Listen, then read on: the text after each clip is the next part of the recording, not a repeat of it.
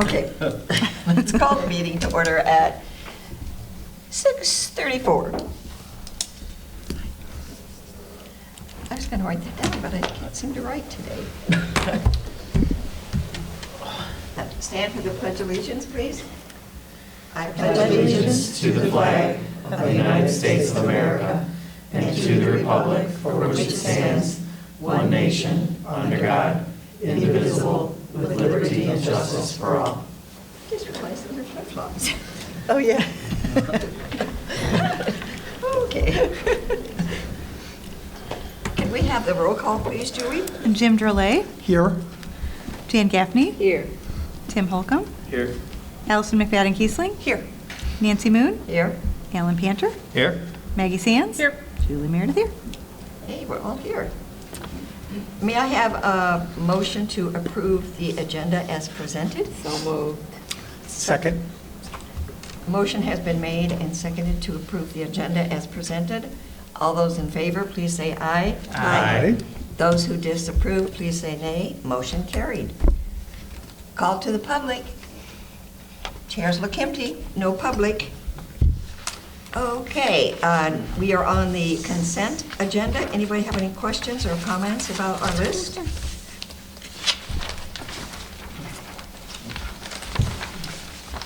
If not, may I have a motion to approve the consent agenda as presented? Moved. Second. Motion has been made and seconded to approve the consent agenda as presented. All those in favor, please say aye. Aye. Those who disapprove, please say nay.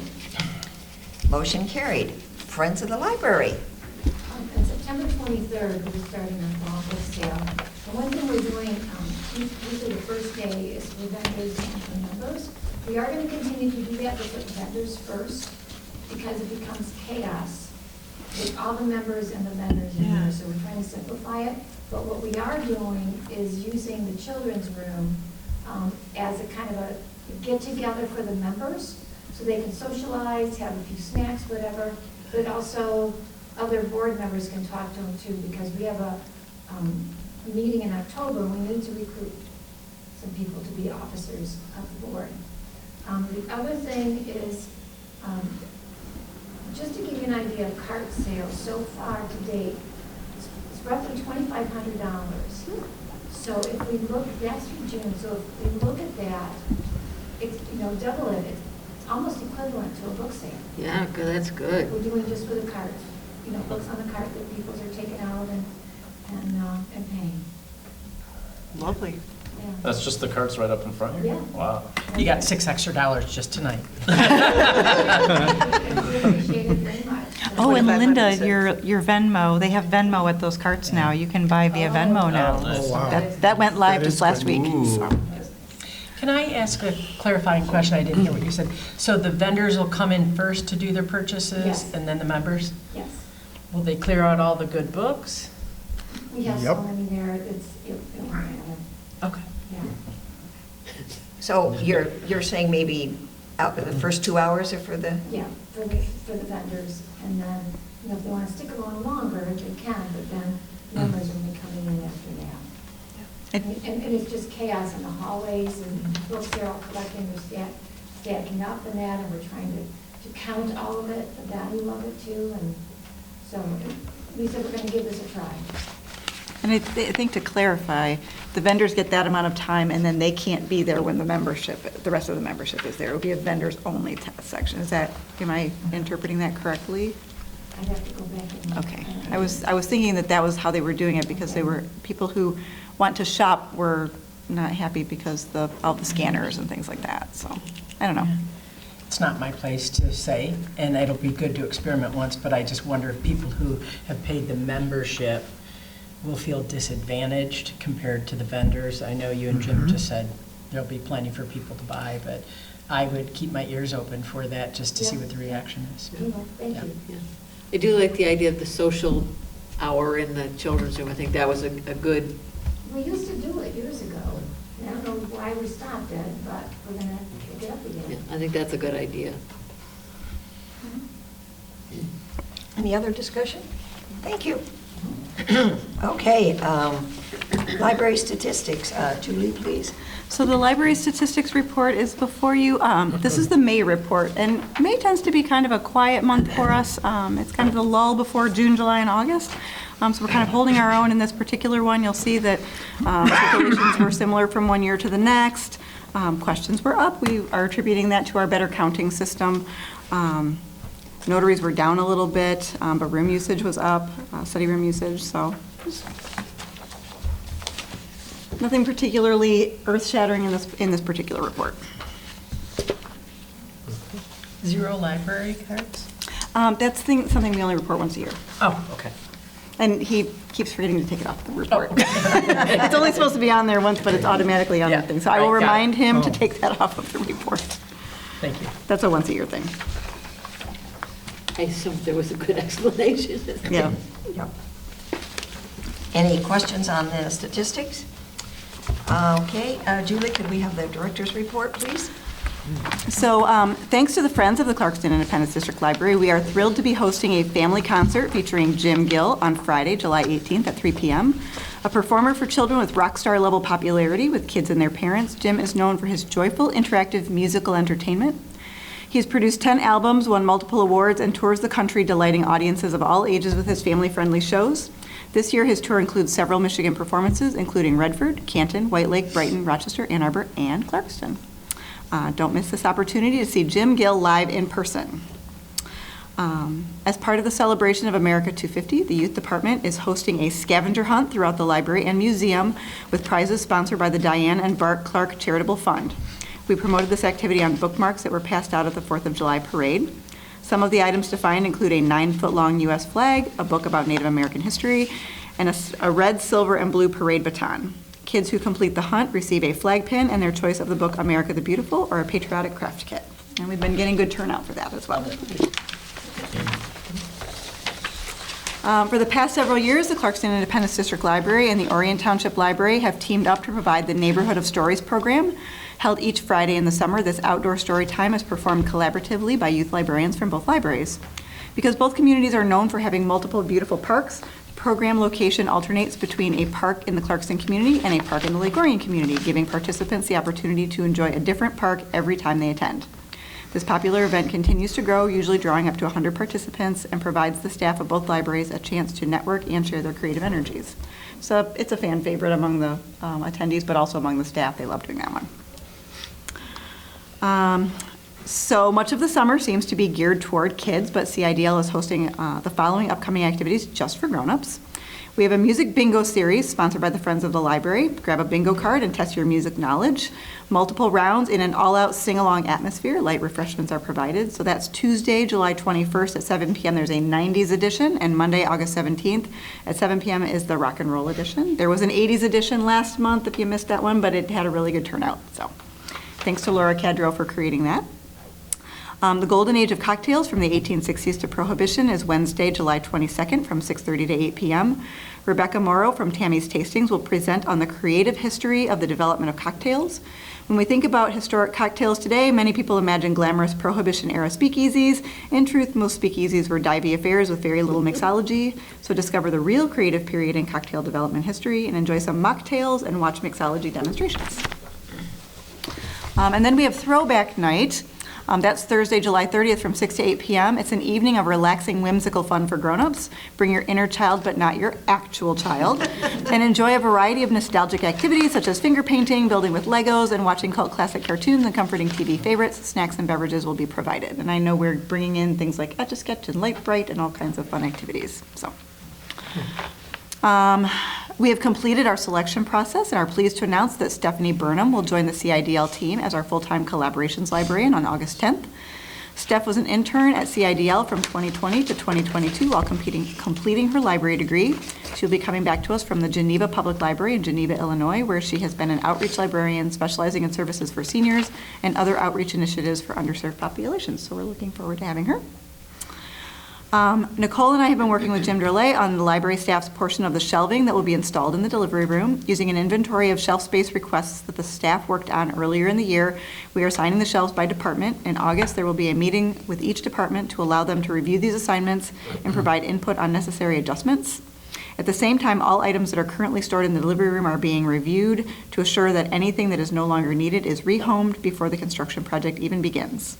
Because that room will be completely unavailable for 2 full weeks, we are also developing a communication plan to let the community know that we will be unable to accept book donations and the night book drop will not be available during the construction.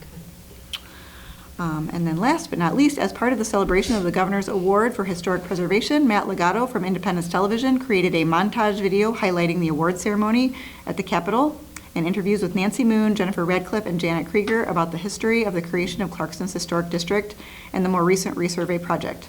This video was so well done that we have decided to create a page on the Historic District website to feature the video, the award, and other important resources that document the preservation project itself that has been an exclusively citizen-led effort executed by volunteers over the course of 50 years. That magnitude of effort deserves to be recognized, documented, and properly preserved in and of itself. So Mary Sesti, our website project manager from IGD Solutions, will assist us in the coming weeks with the updates to the website. Any questions? Just a comment, I saw that video on the Historical Society preparation. That was very, very well done, guys. If that was Clarkston TV. Yeah, it wasn't. That was an exceptional presentation. They've been to put it winning that way. awards in and of themselves as well, so Yeah, congratulations it's to very good. Independence Television for showing off their skills. Much appreciated for the assistance on the project. Yeah, the other one that was very good was the reading of the Declaration of Independence by a number of different people in the community. That's a YouTube thing also, if you want to discover that, but that's really well done, too. And that was hosted by the America 250, the Clarkston Independence America 250 committee, but it was Independence Television that produced it, and it was Yeah. beautifully put together. Really nicely done. I do have one comment. At the start of this, you said that Jim Gill is coming on Friday, July 18th. It's July 17th. just Oh, is for it our the 17th? audience. Oh, Yeah. thank you. You're welcome. Just, to make sure people know. Thank you for it's- catching that. It is Friday. Sure, yeah, Please Friday. come on Friday. Yes, because people will be disappointed when they come on the 18th. Nope. Thank you. You're welcome. Any other comments? Okay, I guess now we have to do regular business. Well, we are starting off with David, who is going to talk about a budget adjustment for a Spanish language resource that he's very excited to present. As part of the strategic plan, the library has been looking for new ways to provide services to underserved populations. Our library service area includes 6% of the population that is Spanish-speaking. In addition to expanding our Spanish language books and providing bilingual story times, we are proposing to add a resource similar to our Canopy streaming service that is presented in Spanish. There's a module for kids and a separate module for adults. The total annual cost is $3,500. David will tell you all about it, but I do want to let you know that I did not put in the budget considerations. There is $5,581 in undesignated revenue for that budget adjustment, so there is money available. Take it away, David. Thank you, Julie. Julie started to get ahead of me on some of the points, but. Sorry. So Molly, our school outreach coordinator, Stacia, our head of youth services, and I all sat in on a demo of this resource that's been kind of through the course of the year. We liked what we saw as part of our strategic goals. I believe that this resource would directly strengthen a handful of areas within our strategic plan. 1.1 of our strategic goals says we are a community collaborator, and it says strengthen our presence within the community through partnerships and outreach. I believe that would help address the outreach. 2.2 of the strategic plan says we are a go-to place for learning and resources, and that specifies improving access to a variety of inclusive collections and services to meet the community need. And 3.2 of the strategic plan says we are a vital organization, and that stresses prioritized training and development that directly leads to positive staff and patron experiences. I believe that this resource would help on all three of those points. But let's hear about the resource itself. Estante Infinito es una plataforma de streaming. Okay, it's been a while since I used my Spanish. That was mostly high school. I will skip to the English report so I don't embarrass myself. Estante Infinito is a Spanish language streaming platform. That would go off during Estante Infinito is a Spanish language streaming platform that brings together an entire universe of entertainment and culture curated for the tastes of every family member. This is a resource that is exclusive to libraries. The platform is specifically designed for libraries, not the general commercial world, to enrich and modernize their collections, providing a wide variety of premium content, which includes over 4,000 episodes in Spanish with an intended audience of ages 3 to 12. Many of those episodes are educational in nature. They include live as well as interactive events tailored to meet the interests of the Hispanic community, including topics such as life and health, entrepreneurship and financial literacy, and citizenship and community engagement. As Julie mentioned, the best population demographics that we have is that the township is between 6 and 7% Hispanic. That is not including the village. The best numbers that we have from Molly is that the village is about 3%. She's not entirely certain as to the source of that, but it's in that neighborhood, so to speak. Many families in the Clarkston community schools speak non-English languages at home. Of those, Spanish is the overwhelming majority. And current young 5s through 12th grade students has Spanish language classes, curriculum, etc. available at CCS buildings. I was looking around to see what kind of libraries already have this resource. Among them, I found the Chappaqua, New York library website, which calls it the ultimate library streaming service for the Hispanic community. So the resource has a number of areas of video content, including but not limited to, they have cinema, which includes films, documentaries, short films from all eras and nationalities, specially curated to be enjoyed in any language. They have series, miniseries, serials, and even soap operas from a bunch of eras. They also have a performing arts section, which includes theater, opera, and classical music concerts, as well as children's plays for lovers of the classics, of the most classic stages. The resource offers a safe space with parental control, where you can find animated series and video games, as well as parental controls for those that want to maintain that control. The resource itself works on a ticketing system, but functionally it's unlimited. So patrons would kind of get a monthly allotment of tickets that they could always replenish, and then use those tickets to watch an episode of this, or watch a series or a play, or any other theatrical performance. So it's just like Canopy in that respect, thinking the same thing. Yes. Users can save to a watch list to come back and watch later. Yeah. They can also view their own history. We cannot view theirs. Oh, good. Okay, that's good. And, yeah, so our goal in this resource is to ensure that the resource is provided for a community that might feel underserved, and they might not feel especially safe out and about these days. Any questions or comments? Yeah, just two quick questions. One is, do we have a lot of only speaking patrons who try and come in and find themselves frustrated, number one? Number two, how will we share this information with potential patrons so they know to come? In terms of how often people are coming in, I don't have an exact answer for that. It's going to be more anecdotal. We have seen a number of, with everything politically, et cetera, we see a lot of people just don't want to go out for fear of any number of things. We have seen a number in the building. I couldn't tell you the last time off the top of my head that I saw it, but I have heard from some of my colleagues about that. Do we have, and I know I haven't let you answer your second question yet, but do we have any Spanish speakers on staff? Molly, yeah. Molly.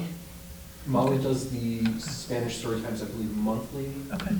I feel that a few others will dabble, but may not be. Sure.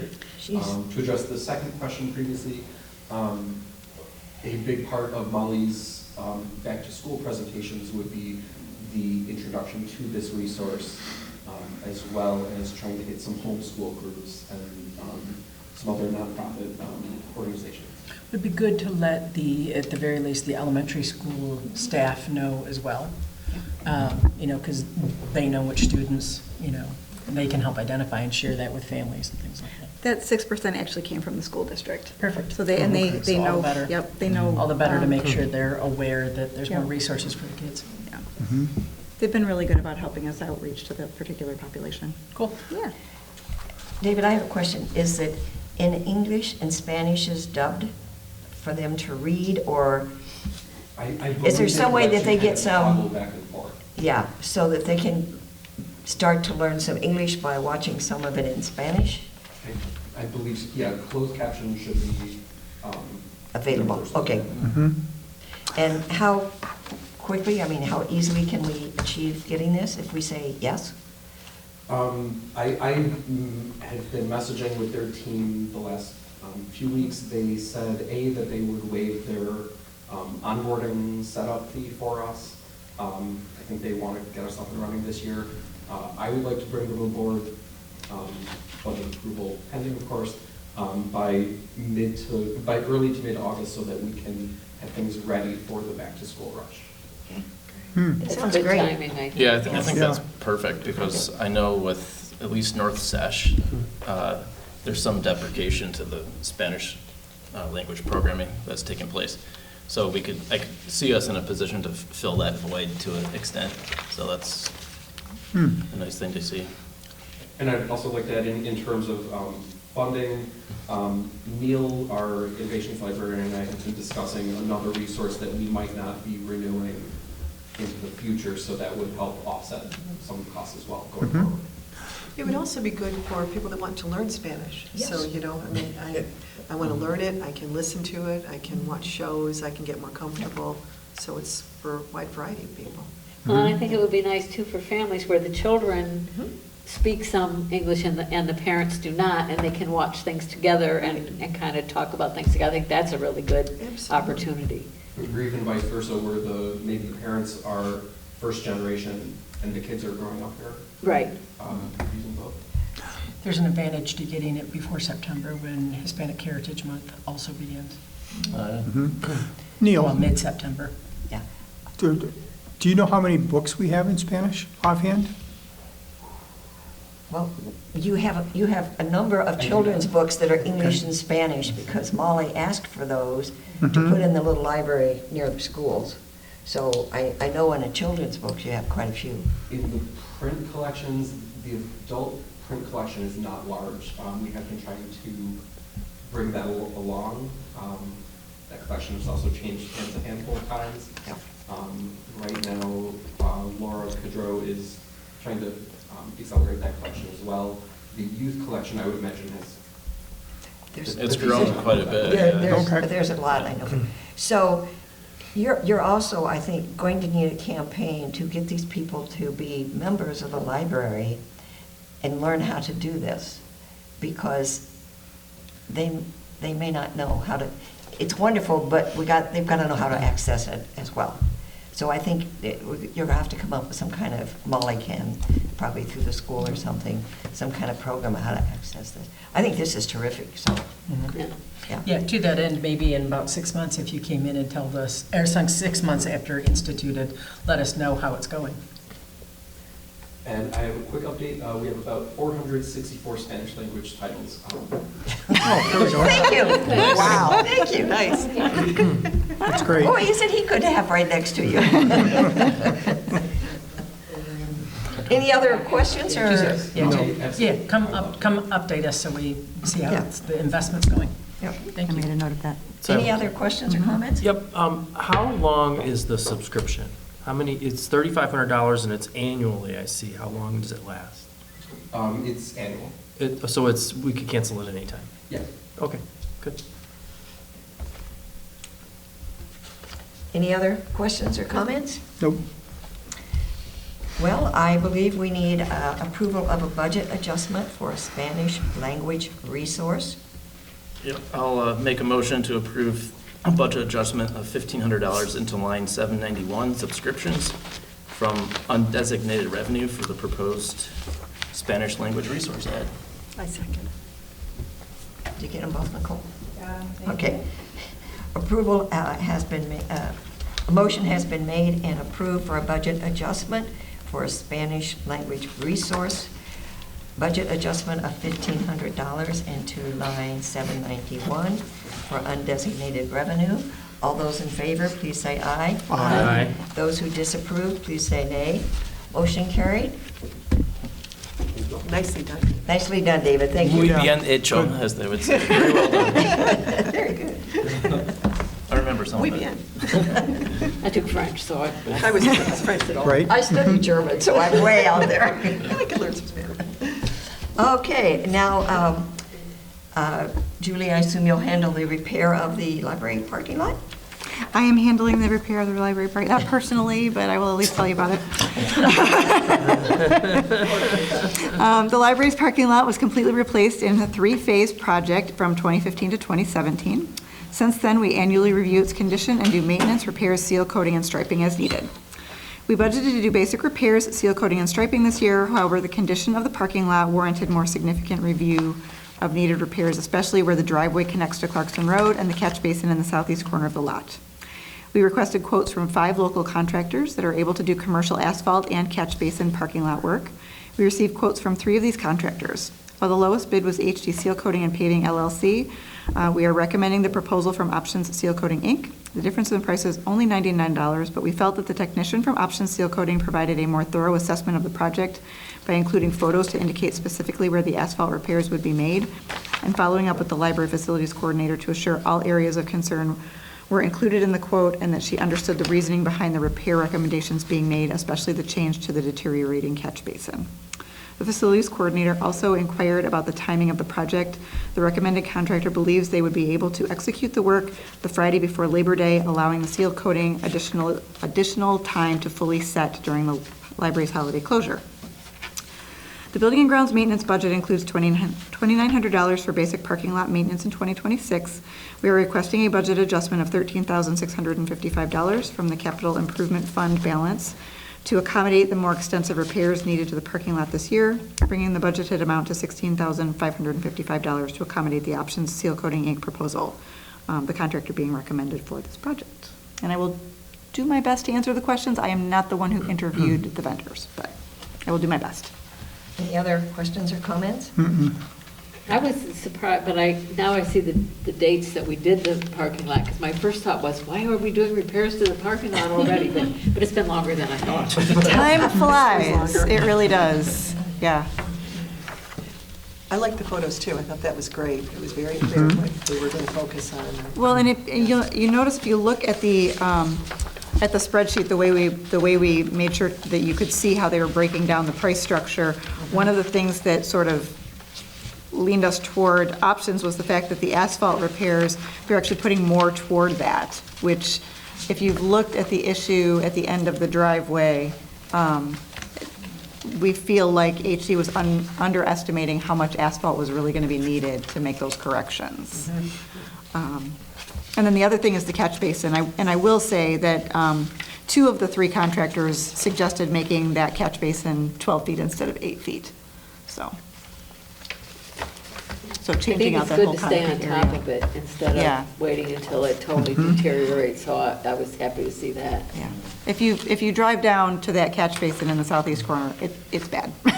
It looked bad in the pictures. Yeah, well, it's interesting because one of the problems we have is because that's the lowest point in the entire parking lot, and the water gets backed up, and because of whatever comes off of some of those trees down at the end of the parking lot, it fills up, and we have a hard time keeping that cleaned out, because what comes off of those trees comes off in the spring at the same time that we're getting those spring rains, and if too much water sits there, you can tell it's starting to deteriorate around the edges, and that's why they're recommending the 12-foot catch basin as opposed to the 8-foot catch basin. So. Well, I like options. They included pictures of what they were doing. Yeah. I do too. Proposal looked good. And $99 is really an insignificant bid difference. Yeah, yeah. Any other questions or comments? Then I think we need a motion to approve the proposal from Options Seal Coating as presented. I move. I'll second. Motion has been made and seconded to approve the proposal from Options Seal Coating as presented. All those in favor, please say aye. Aye. Those who disapprove, please say nay. Motion carried. Now we need to pay the bill. We need a motion to approve a budget adjustment of $13,655 from the capital improvement fund balance. I'll make that motion. Second. Did you get them both, Nicole? I did, thank you. Motion has been made to approve the budget adjustment of $13,655 from the capital improvement fund balance. All those in favor, please say aye. Aye. Those who disapprove, please say nay. Motion carried. We can fix the parking lot. Thank you. I will let Arlene know that we are taking care of that. And I'm assuming it can be done within the next few months? Well, we're hoping to do it That that Labor Friday Day before timeframe, Labor Day. correct? Hopefully. Hopefully they haven't given that spot away, but we're going to. Yes, okay. Now we are on to the ACH vendor list. This should just be a really short little thing. This is Nicole and Kathy are still working on updating as many ACH, or as many vendors to ACH as we can, and they have 4 new ones that they would like to add, 4 new ones. So we're just going to keep bringing it back every time that they have some new ones to add, so. I like the efficiency. Thank you, Nicole. I think it's wonderful. The ACHs are such a safer way for us to pay our bills. Anyone have any questions or comments? May we have a motion to approve the updated list of vendors authorized for ACH payment transactions as presented? I move. Second. A motion has been made to approve the updated list of ACH payment and transactions as presented. All those in favor, please say aye. Aye. Those who disapprove, please say nay. Motion carried. And thank you again, Nicole. This is nice.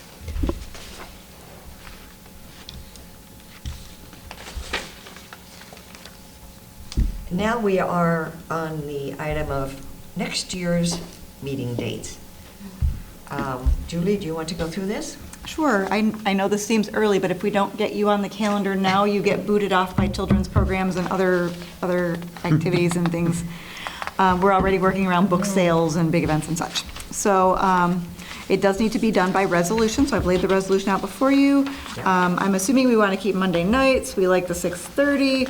So Nicole and I actually went through and picked dates to assure that we were not having meetings the same day as payroll, and some things like that to assure that it's a little bit, make sure the meeting is nice and smooth. And so these are the dates that worked out best, and then still worked around things like the book sales that close this room for an entire week and that sort of thing. So I don't know if there are any dates in there that are absolutely no-goes for anyone. I think it's great that you took your time into consideration so that you're not at the last minute trying to push out all of this for us, because I know, Nicole, you're helping put these packages together for us, so thank you. Any questions or comments? No, this was very time consuming as opposed to going through the calendar. I thought, smart. After we had tripped over a number of things, Nicole's like, we just need to do this ourselves. I said, you are absolutely correct. Smart. Well, because it doesn't, even if we all have our calendars here, Yeah. that's a long time out. None of us really knows what's going to be happening. And, now we can make our personal calendars, we can be working around this instead of trying to do it in the opposite Well, we direction. bumped into a couple of log jams. The other thing that we're running into is that now that we're doing more ACH payments, we do those on the Monday after the processing of the check and payroll, or the check runs. So there were some Mondays when we were doing a board meeting and payroll and ACHs, and Nicole's like, we cannot be doing this all the time. This is crazy. So, Too much, was it? yeah, so. Yeah, Flagshare makes it lovely that every ACH release they give you a password and wait for the code, so Julie has to get it for each one too. So it takes a bit of time because of how Flagshare is set up. So when all those things align on the same day, and you have regular crazy Mondays, it's a lot. So we're just kind of spreading it out a little bit. No, I think that's good. Yeah. I think it's great that you did it. And now if there's a problem, it's up to you. Figure it out. It's on us. It's on us. We've done our best. Okay, may I have a motion to approve the it's regular a board roll- meeting calendars? It's a roll call, right? Oh, that's right, this is a roll Yeah, we call. still have to make you the still need a motion. motion and a Make the second. motion. Still have to make the motion and Yep. second it. So we need the motion to, I'll make the motion. Second. a motion has been made and Here seconded we go. to I'm approve sorry, who was the second? Jim? Thank you. the setting of the regular board meeting Guys, now calendar roll for call. 2027. And now we can do our roll call. Jan Gaffney, Yes. Tim Holcomb, Yes. Elsa McFadden Keesling, Yes. Nancy Moon, Yes. Alan Panter, Yes. Marilyn Pomeroy on here. I must have lifted this from somewhere else. I am so sorry. Alan Panter, Maggie She's a no. Sands. Marilyn's a no. Sorry. Yes. That's okay. She'll know we were thinking of her. Yeah. And Jim's name wasn't on there. Jim, I'm sorry, Jim. Jim, I threw you off with saying, roll call. I threw us all off, sorry. And Jim, I'm sorry. How did you vote? Yes. Yes. Thank you. I apologize. You got to me really fast, and I was like, what? I lifted it from last year to make sure I did the resolution properly, and I didn't change the names. It's all good. so can you just write these things in and Alan sign it tonight? Yeah, we could. So we don't have to Do we come have to back sign in, it? does that work for you? Yeah. Yeah, if they can. Yeah, that's fine. get We can do together, that. That's fine. Yep. We all know when we're going to meet in this room next year. That's right. Okay, review for the audit RFP. The library reviews our audit agreement about every 3 to 5 years. The current audit agreement was set to review the financials for 2023 to 2025, attached to the audit RFP that we used in 2022 to gather proposals for the current audit agreement with a few minor updates. The proposed timeline to review RFPs would be August, send out the RFP, September, review the proposals, and October, the board approves an auditor. I don't know if anybody has any questions about this. Literally, it's the same document from the time before. So. Do you have any idea how many people we send it to? It's been 3 years, I'd have to look, but. Oh, okay, sorry. Yeah, off the top of my head, I'd have to go back and count how many, but I think we sent out to half dozen or so. Oh, Yeah. that's great. Yeah. Great. So there were some changes, because I was wondering that just minor. Just the very minor changes, some date changes. There was, I think there was. To change the timeline, like. I changed the timeline a little bit. There was something in here that was sort of an analog way of doing things that we don't do anymore. I lifted that out. Okay. So, yeah, nothing of, Nothing substantial. nothing that was Okay. particularly All right. substantial. So I think it said that that they could mail them in, and I took out the thing that said we want electronic proposals, and they don't have to be mailed or anything like that. So, Good, that's nice. Yeah. So the period that this is for, it says the audit period under contract is for December 31st, 2026, and it's the intention of the library to continue its relationship for no less than 3 years. So we've had our current auditors for 3 years, Mhm. and I assume that language similar to that Mhm. was present in the last RFP? Yep. Okay. Yep. So it sounds like we have a little bit of leeway there to go either 3 or 5 years. Mhm, we do. If we want to. So where are we at with that in terms of, So we. the end of this year would be the third year. Right, so we're not renewing for years 4 and So we're 5. kind of staggering them a little bit, because right now the accountant and the The auditor. the auditor are they're both supposed to be at the same time. So next year we'll do the accountant, and that way it'll do a little bit, but. Okay. That was just the thinking that we would, so the accountant and the auditor both came in at the same time because we were doing that changeover after the pandemic. Yes. So So are you soliciting options for, 3 and 5 years? I mean, that's the pricing you're requesting from the vendors? Usually we do 3 years, and then at the end of the 3-year, we decide if we want to extend it out. And this year, when we were kind of talking about it, we wanted to extend the accountant out 1 more year, and put the auditor on this time, so. Okay. Any other questions or comments? Mm-mm.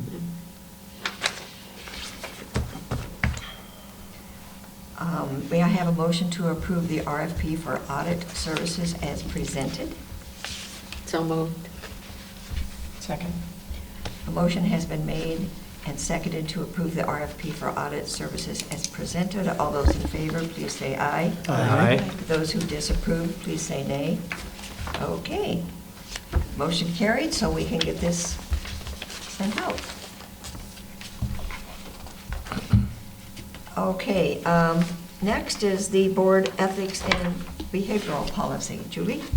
As mentioned during the June meeting, the library director and library board president have been working with the library's attorney to update the library board bylaws. During that discussion, the attorney suggested adding a separate board ethics and behavior policy. Our current employee manual addresses these details for staff, but the attorney provided a document, draft document, that the director and board president reviewed and sent out to the board members for the opportunity to provide individual feedback. This document was recommended and drafted by Ann Sarink, the library's attorney specializing in library law.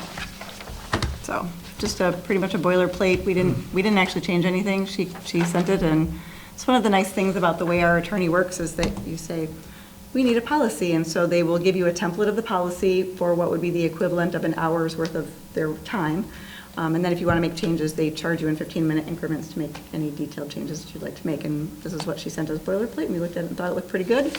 So we did not make any changes. We sent it out, and we didn't get any feedback in terms of making changes, so. So if I understand this correctly, we will all sign it and date it? We didn't prep paper for doing that tonight. We wanted to make sure you were going to, we didn't know if you were going to change anything, so. We didn't know if anybody was going to catch any typos or anything like that. So. I didn't catch any typos. Did anybody else? No. I didn't see typos. The only thing I was... If I prep for you all to sign it, somebody catches a typo. I've learned. I didn't see typos, but the only thing about it that I meant to email you back and I completely forgot, so my apologies for that. But so like number should versus shall, I feel like in number like 2 here, shall would probably be more aptly suited for that. And the reason being is because we're signing this, it's essentially like a code of conduct that we're signing for. I feel like shall is better suited for conduct requirements, whereas should is more like Suggestion. Really aspirational should, but governance. it should actually provides more leeway than shall, which is. Right. I would counter to that. Okay. Okay.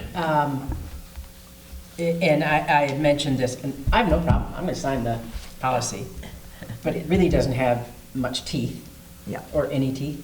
That's So true. it is an affirmation by all the board members that they're going to conduct themselves in accordance with an agreed upon sort of amongst us.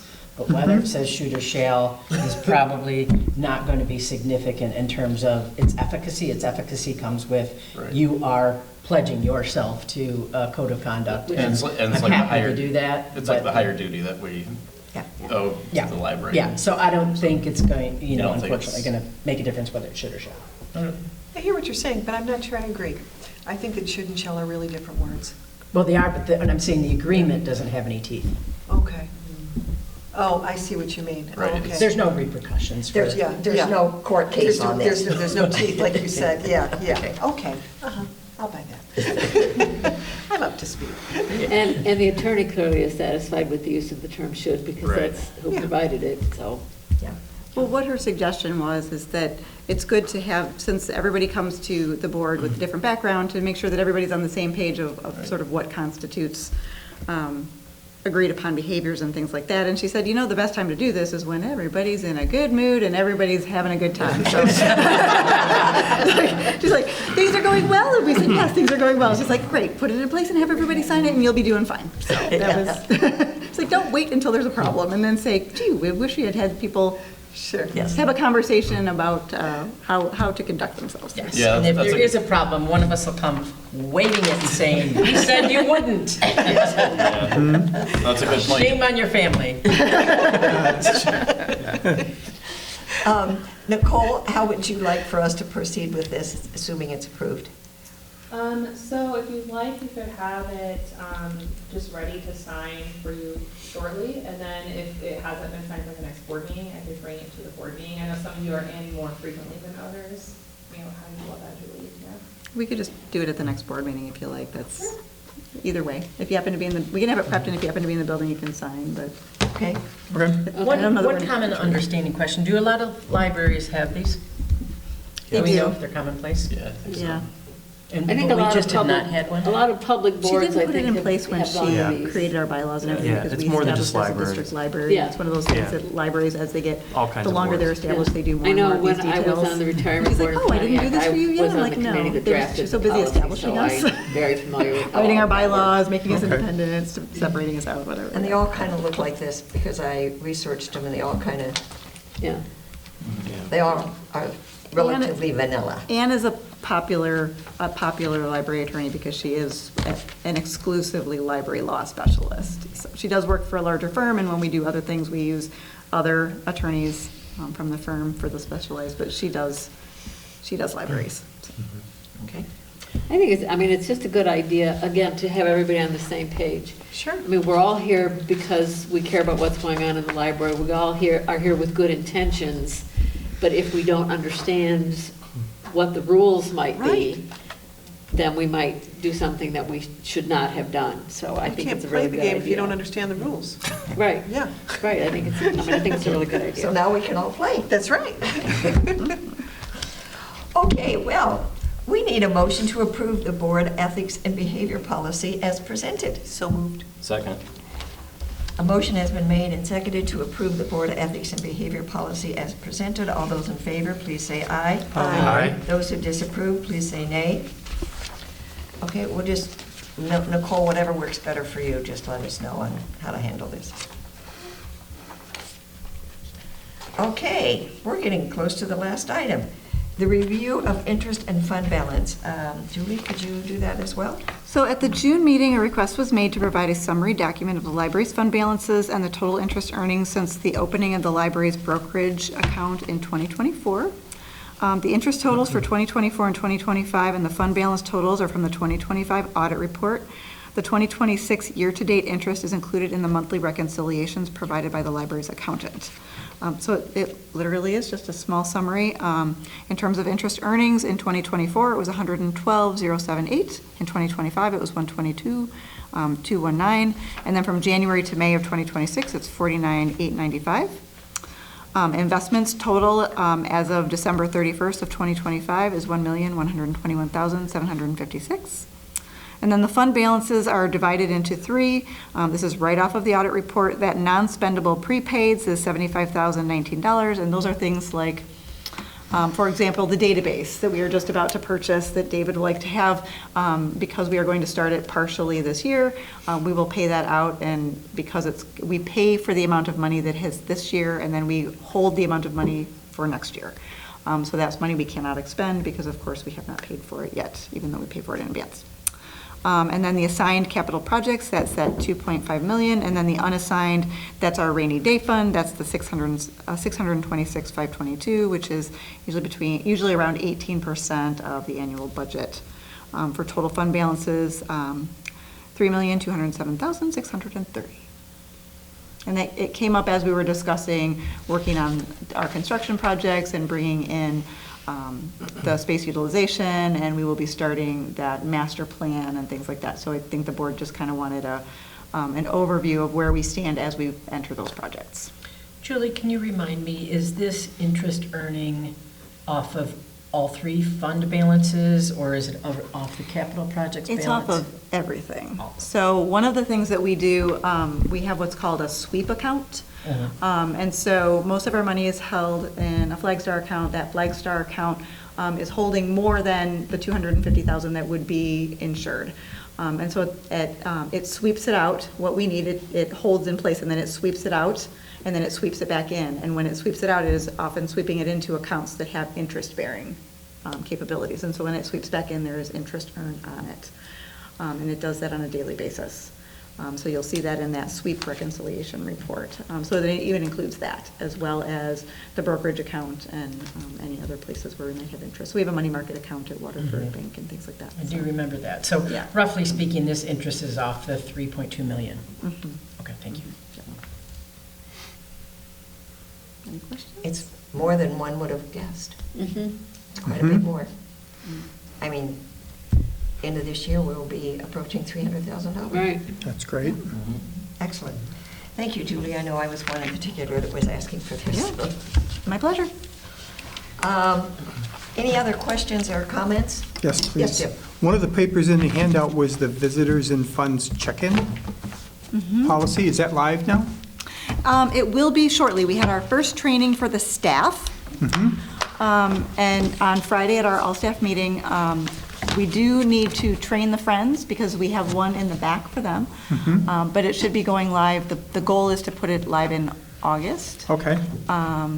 But it is all installed, and we have it out, and we did our training for the staff that everybody could kind of play with it and get used to it, so that when people ask, we can, Sure. we know how it works as well, so. Do you know if it saves the data? There's a number of things you put in when somebody's signing in. Does it save that information? It does not. Does not, okay. Nope, it's not going to be a count, it's for privacy purposes, it Sure. clears that out.